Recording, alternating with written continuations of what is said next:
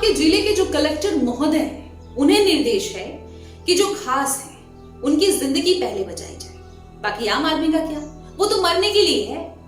Ventilator और oxygen कम है, यूं कहूं बहुत ही कम है, और जो है वो तो पहले से ही पैसे वाले और असुखदार लोगों के लिए बुक हो चुके हैं। बाकी यदि आम आदमी बीमार पड़ता है तो भाई जनरल वार्ड की खटिया में अपनी किस्मत लेकर भर्ती हो जाए। यदि बच गया तो उसकी किस्मत, नहीं बचा तो भाई डॉक्टर और सरकार को कोई दोष ना दे, उनसे कोई उम्मीद ना करे। ये जो हाल मैं अभी आपको बता रही थी ना, यही हाल है वर्तमान में हमारे देश का। कलेक्टर, राज्य सरकार, केंद्र सरकार सबके सब झूठ बोल रहे हैं, जनता को सरेआम गुमराह कर रहे हैं, बेवकूफ बना रहे हैं। अरे कोविड-19 से मरने वाले लोगों के जो आंकड़े हैं वो तो बमुश्किल 25% है। असली आंकड़े तो अभी तक हमारे सामने नहीं आए। सरकार हमारे सामने असल आंकड़े ला ही नहीं रही है। इंजेक्शन और बेड की कालाबाजारी चल रही है। कुल मिलाकर यदि हम देखें तो इस महामारी में ये जो वर्तमान स्थिति चल रही है हमारे देश में, इस समय में जिसके पास पैसे हैं उनके लिए तो सब कुछ आसान है, लेकिन जिनके पास पैसे नहीं है, उतना यदि कोई व्यक्ति कैपेबल नहीं है तो वो सिर पीट कर मर ही क्यों न जाए, कोई भी कुछ नहीं करने वाला। शेक्सपियर का नाम तो आपने सुना ही होगा। उन्होंने कहा था कि जैसी जनता होगी सरकार भी उसको वैसी ही मिलेगी। बिल्कुल सही कहा था। जनता चुप है, चुपचाप सहन कर रही है, इसलिए वर्तमान सरकार उसका दोहन कर रही है।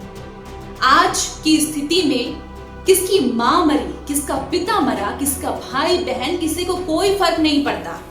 इस महामारी में जिन्होंने अपने अपनों को खोया है, सिर्फ वही इस दर्द को समझ सकता है, बाकी किसी को कोई फर्क नहीं पड़ता। लॉकडाउन में एक आदेश जारी किया जाता है कि घर में रहो, सुरक्षित रहोगे। बड़ी चालाकी के साथ सरकार ने 2 महीने से लॉकडाउन लगा रखा है। केंद्र सरकार ने ये जिम्मेदारी सौंपी है राज्य सरकार को, और राज्य सरकार ने ये जिम्मेदारी सौंपी है कलेक्टर साहब। कलेक्टर साहब ने फिर से वही आदेश जारी कर दिया कि भाई घर में रहो, सुरक्षित रहोगे कोविड-19 से। लेकिन कलेक्टर साहब जरा ये बताइए कि कैसे रहें घर में। जिस व्यक्ति के घर में एक दाना नहीं है खाने को, जिसका परिवार भूख से तड़प रहा है, वो व्यक्ति कैसे रहेगा घर में। कोविड-19 तो बाद में मारेगा, लेकिन उनकी जो भूखमरी है वो तो उनको पहले ही मार देगी। या फिर आपकी झूठी मदद के सहारे जिए, जिसमें 10 आदमी 1 किलो चावल लेकर आते हैं, फोटो सेशन करवाते हैं और फिर इसी समस्या को सोशल मीडिया और फेसबुक पर डालकर ये कहते हैं कि देखो भैया हमने मदद की है।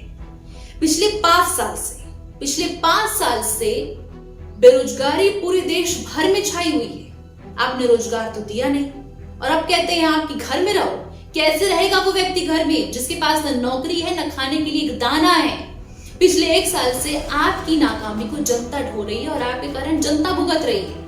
क्या किया आपने पिछले 1 साल से? पिछले साल जब कोविड-19 आया था हमारे देश में, तब प्रधानमंत्री जी इस पूरे के पूरे जो समस्या थी इसकी मॉनिटरिंग कर रहे थे। लेकिन इस बार जब कोविड-19 फिर से पलटा हमारे देश में, तब प्रधानमंत्री जी को बंगाल में चुनाव करवाने से फुर्सत नहीं थी। एक बात बताइए आप, कोविड-19 के खतरे को जानते हुए भी और एडवाइजरी कमेटी की सिफारिश को दरकिनार करते हुए आपने बंगाल में चुनाव क्यों करवाया? क्यों आपने कुंभ के मेले करवाए? कैसे प्रधानमंत्री हैं आप और कैसे आपके विशेष सलाहकार हैं जो लाखों की सैलरी उठाते हैं, जिन्होंने या तो इस भीषण त्रासदी की समीक्षा आपके सामने इतनी घटिया रख दी कि आपने इस पूरे के पूरे मामले को इतने हल्के में ले लिया, और या तो फिर आपको सत्ता का मोह इतना है, सत्ता चाटने का आपको इतना मोह है कि आपने जनता के जीवन को ही दांव में लगा के रख दिया। बोलिए प्रधानमंत्री जी, जवाब दीजिए, क्योंकि देश की 145 करोड़ जनता ने आपको चुना है, इसलिए जवाबदेही भी आपकी ही बनती है। क्यों आपने पिछले साल से सबक लेकर इस साल तैयारियां नहीं की? ना आपके पास इंजेक्शन है, ना आपके पास बेड है, ना आपके पास दवाइयां हैं। अरे ऑक्सीजन की तो बात छोड़ दीजिए, उसकी तो त्राहिमाम मची हुई है। काहे के प्रधानमंत्री और काहे के मुख्यमंत्री हैं आप लोग? सत्ता के मोह में ही आकर आपने बंगाल में चुनाव करवाया और जनता के जीवन को दांव पर लगाया, जिसके कारण आज वर्तमान में जनता भुगत रही है। इस मामले में एक भी माई का लाल नेता ऐसा नहीं था जिसने चुनाव का विरोध किया हो, जिसने ये कहा हो कि अभी चुनाव मत करवाइए, चुनाव करवाकर इस तरह से जनता की जान को दांव पे मत लगाइए। किसी ने ये नहीं कहा। अरे आपका क्या है? आपने तो पहले से ही ब्लैक में मेडिकल एसेसरीज ले ली और उसे पहले से छुपा कर रख दिया। मरेगी तो जनता ही ना। सारे अधिकार और हजारों आईएएस लॉबी होने के साथ एक सर्वसमर्थ पद पर बैठकर यदि आप प्रधानमंत्री जी, मुख्यमंत्री जी, यदि आप एक बेहतर स्वास्थ्य प्रणाली निर्मित नहीं कर पाए तो ये आपकी जवाबदारी है और आप इससे भाग नहीं सकते। आप फेल हो चुके हैं। इंटरनेशनल मीडिया आपको खलनायक कह रहा है।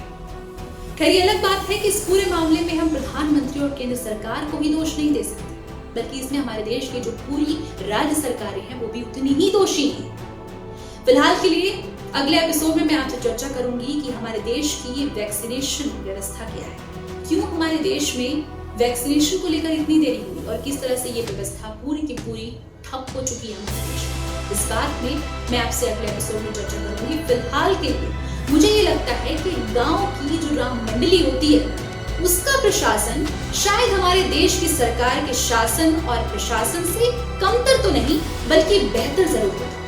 फिलहाल असल बात क्या है इसकी समीक्षा आप कीजिए, फिर हाजिर होंगी मैं। अभी के लिए नमस्कार।